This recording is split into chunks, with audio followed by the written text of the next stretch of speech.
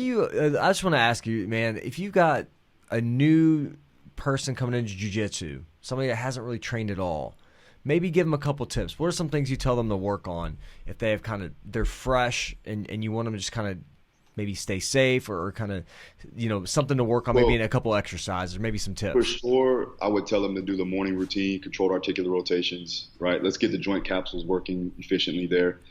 And then from a conditioning standpoint, just get in there and roll. Like, a lot of times these guys come in there and they think that, like, they're going to have tremendous conditioning, but it's a different aspect when you're under somebody's chest and they're barreling down on you, smashing their hips into you.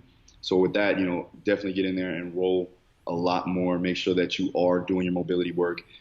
Strength exercises, just, again, work on the posterior chain, work on strengthening up the core and the transverse plane.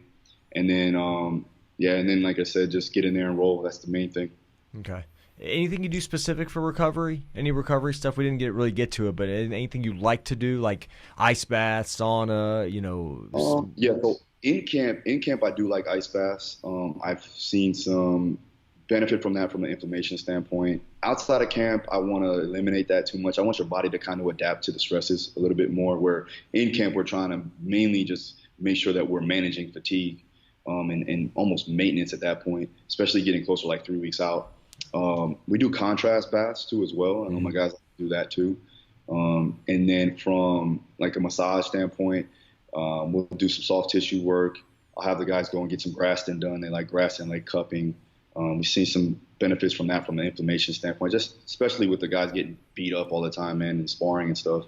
As far as supplements goes, omega-3s, collagen, I do like creatine, especially for after sparring, or actually even before sparring and after sparring, because of the fact that it has been shown through studies right now, especially through the ISSN, we've been seeing that it helps with the onset of traumatic brain injury.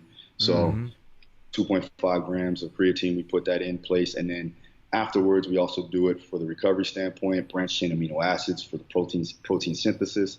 What else? Obviously, your standard carbohydrates. I like branched cyclic dextrin. It's more of a faster digested rate.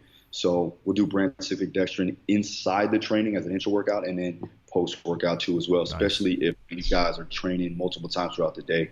And then salt, a lot of sodium, a lot of magnesium, potassium, making sure their electrolytes are in balance. And that's about it. Awesome, man. Cool, man. Appreciate you being on the podcast, brother. It was fun. Thanks, man. Yeah, I appreciate it. Thank you.